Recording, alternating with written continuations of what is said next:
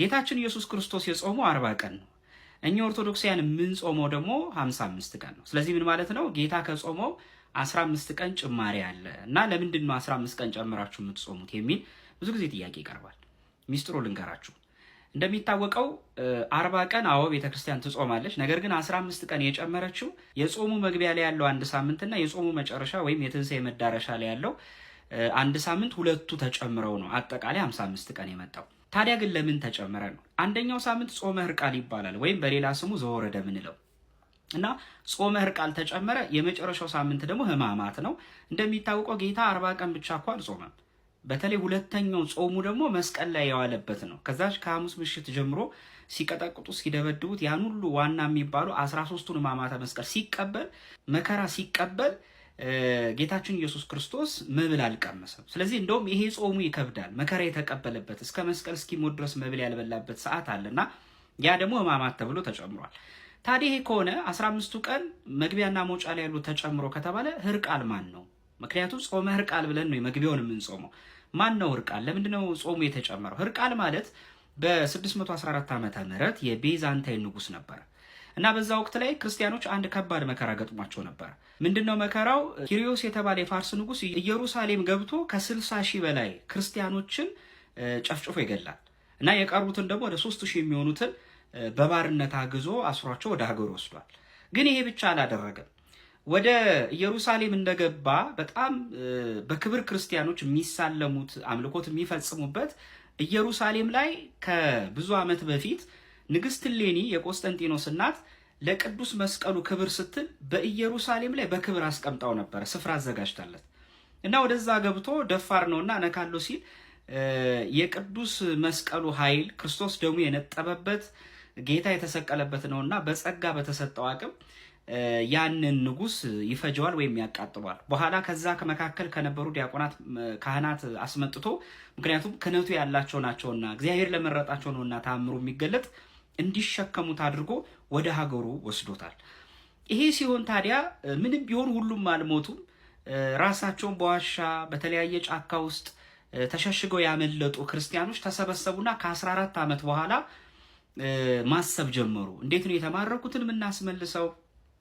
ንዋያተ ቅድሳት ተወስዶብናል። ስለዚህ ምን እናድርግ ሲሉ ያላቸው አማራጭ ወደ ሌላ ንጉስ ኃይል ወዳለው ንጉስ ሄደው መማጸን ነበር። በዛ ሰዓት ታዲያ የቤዛንታይን ንጉስ የነበረው አሁን የአንደኛውን ሳምንት ጾም የምንጾምነት ሕርቃል ይባላል እና ሄዱና ምን አሉ? የደረሰባቸው መከራ ነገሩት እና እባክህ ይሄን ንጉስ ድል አድርገህ መስቀሉንም ክርስቲያኖችን ማስመልስልን አሉት።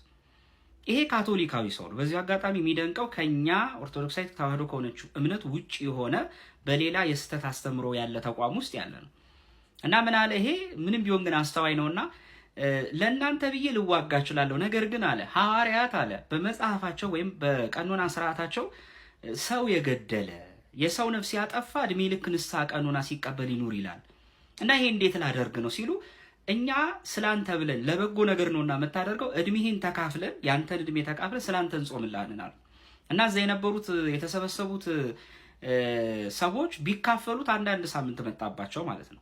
ያንን ጾም ተቀበሉ፣ ስለሱ ጾሙለት፣ ዘመተ። እውነትም ፈጣሪም ረዳው። ያን ንጉስ ገሎት ቅዱስ መስቀሉን እንዲመለስ አድርጎ እነዛ ክርስቲያኖችን ነጻ አስወጣ። ግን ምን አይነት ፈተና ገጠማቸው? መጀመሪያ ክርስቲያኖችን ካስለቀቀ እዚያው ጠላቶቹን ከገደለ በኋላ ቅዱስ መስቀሉ ያለበትን ቦታ ማወቅ አልተቻለም፣ ምክንያቱም አስቀብሮታል። ነገር ግን አንዲት ብላቴና ለካ ያኔ ምርኮ ሲደረግ የተቀበረበትን የምታውቅ ሕፃን ልጅ ነበረች እና አካባቢውን ተናገረች። ያን ጊዜ ወጥቶ በክብር ኢየሩሳሌም ተመልሷል። ስለዚህ ይሄ ውለታውን በማሰብ ቤተክርስቲያን የመጀመሪያውን ሳምንት ትጾማለች። ለምን የአብይ ጾም ጋር ታዲያ ተያያዘ ነው? አንደኛ ምሳሌነቱ ስላለው የታሪኩ መፈጸም አሁን ከምንጾመው ጾም ጋር ቁርኝት አለው። ምን ማለት ነው?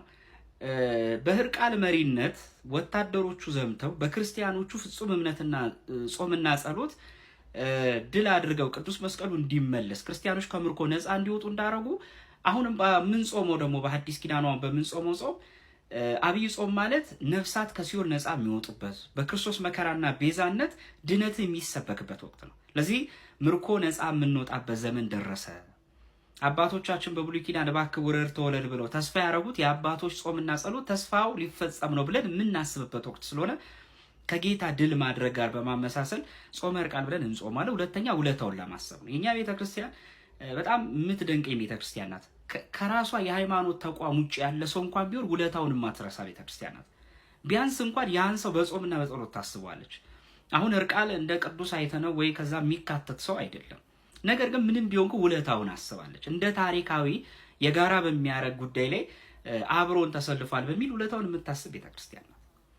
እና በዚህ አንጻር ነው ጾመ እርቃል ተብሎ የሚጾመው። ስለዚህ 7 ቀኗ ይዝች ትሆናለች ማለት ነው። ከ40ው ቀን እንዴት እንደሚመጣ ልዩነቱ ልናይ ነው። ከዛ ደግሞ 7 ቀን ቀረ። ይሄ ደግሞ 7 ቀን ከየት መጣ ከተባለ ሕማማት ነው። ሕማማት ነው። ስለዚህ ጌታ የተራበበትን፣ የተጠማበትን፣ በጥፊ የተመታበትን፣ መከራ የተቀበለበትን ደግሞ 7 አለ። ሲደመር አጠቃላይ 55 ቀን ይሞላል ማለት ነው። ቅዳሜ ታሳቢ እንዳለች ሆኖ ማለት ነው። የቅዳሜ ስዑር ይጾማል። ቅዳሜ ስዑርን እንጾማለን እንደምናውቀው። ከዛ ትንሣኤን ዕለተ እሑድ ይሆናል። እኛ ቤተክርስቲያን ምንም የምታጎለው ነገር የለም። ይልቅስ የሚያስኮንነው የሚያስጠይቀው መቀነስ እንጂ መጨመር አይደለም።